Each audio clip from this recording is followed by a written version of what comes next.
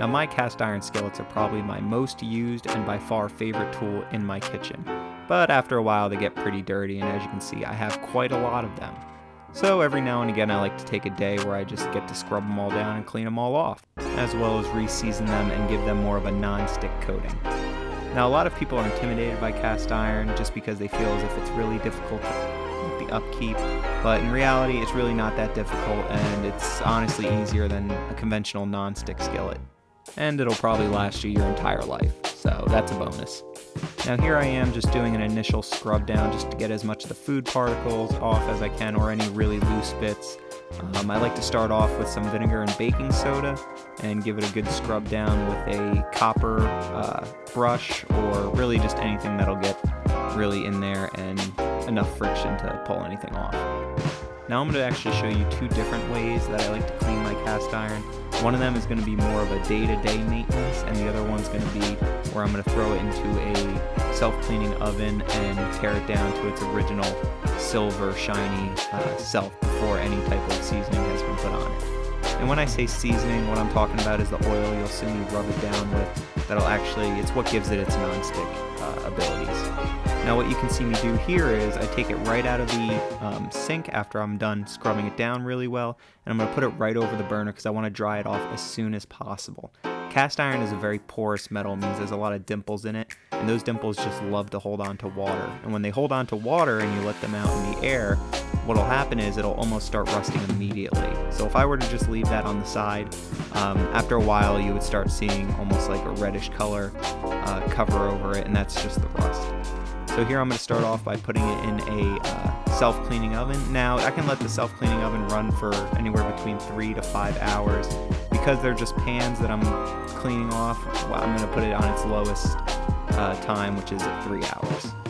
And now on to the pans where I don't really need or want to tear them down to its original bare metal self. I'm just going to show you how I generally take care of them on the daily.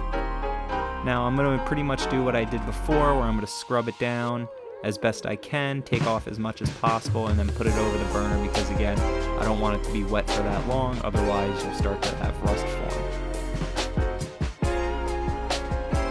And now once this is nice and dry, I'm going to move it off and move on to another one. Now here's one that I just finished cooking with, and as you can see there's a lot of built on, gunked up food particles. And for this, what I'm going to do is I'm just going to boil water in there and use a metal spatula or just something a little bit abrasive. And I'm going to really scrub it down. The boiling water is obviously going to help tear off any of the food, and I'm going to actually repeat this, 2-3 times, however long it takes to take off whatever type of particles could be inside of the pan. And now I'll generally do this type of cleaning after I'm done cooking with it, depending on, of course, how sticky the food was, because like I said, a lot of these pans generally are fairly non-stick, especially because of the seasoning that I put on them, so I don't have to do this all the time. And after a few boils and a few scrub downs, as you can see, I can get it fairly clean. Pretty much everything has come off, and you can see the non-stick coating is in still pretty good condition.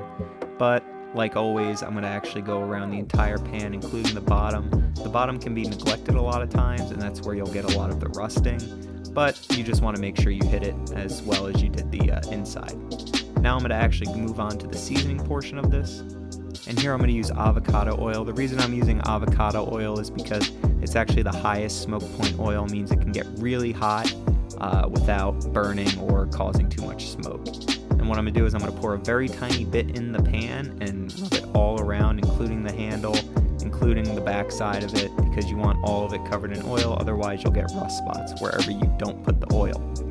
And now you can use a paper towel or a cloth. I prefer using a cloth just because when you use paper towel, sometimes you'll get bits of the paper towel that'll fall off, and that's never any good. So here I am, making sure I definitely get the back side. And then what you're going to do is you're going to want to put it over that flame again. Just heat it up, make it hot, and as you can see, the oil sticks on fairly well. If there is any spots in there, what I'll do is I'll take another paper towel and I'll just rub out any excess that there are. And here I am, opening up the oven to reveal the cast iron skillets after they've gone through the self-cleaning mode.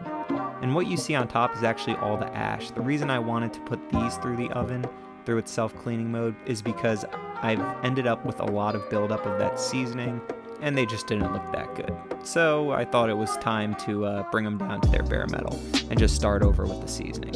And now, something that's also really great about these cast iron skillets is that fact that you can actually do that and just start over. And again, they're going to last you forever, so you can do this as many times as you want. And that's something that you can't do with a non-stick skillet, so another point in the win column for the cast iron. Now I'm just going to put them under the sink and scrub them down, make sure all the excess ash has been rubbed off, and I get it down to its just bare metal self.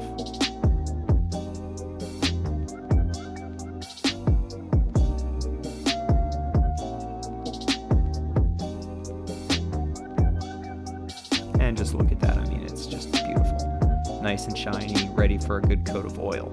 And of course, right from the sink, you want to put it right on that burner because as you can see, rust is actually already starting to form, but don't worry, as it dries off, you'll be able to wipe off the whatever type of slight rust is forming onto it.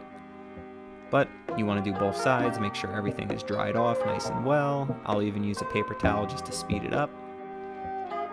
And just like before, I'm going to use a paper towel or cloth and rub it in a very tiny bit of oil. In fact, I'm going to definitely make sure to grab a dry paper towel after I'm done with the initial scrub down, just to try to scrub out as much excess oil as possible, because you want this first layer to be as thin as possible. That way there's no gunk buildup. And again, you want to make sure you get all over the pan, including the bottom, including the handle. That way no rust forms and it has a good seasoning all over. And now during this process, I'll usually have the burner on a very low heat, just so that way we can start heating up the pan, because in the next step, we're going to throw these pans in the oven at its highest setting. Some ovens only go up to 500. Mine goes up to like 550 and can hold that. So I'm going to do that, put it up to 550, and then put all of the pans, even the ones that I'm just rubbing down with a little bit of oil in there, and I'm going to bake them for about an hour. And right out of the oven, I'm going to give it another good little rub down with a tiny bit of oil, making sure the layer is super thin once again.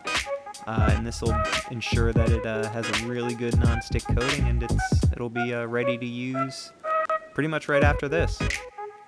But I do like to do this step, the last two steps, about 1 or 2 more times, just to really make sure I give it a nice non-stick coating, something that'll last a good long time.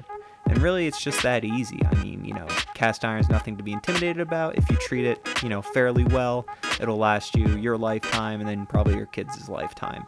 And it's a nice natural non-stick pan. And with that being said, I hope you guys enjoyed this video. Please comment down below if you have any further questions. Like, comment, subscribe, and follow us on Instagram. Thanks. Peace.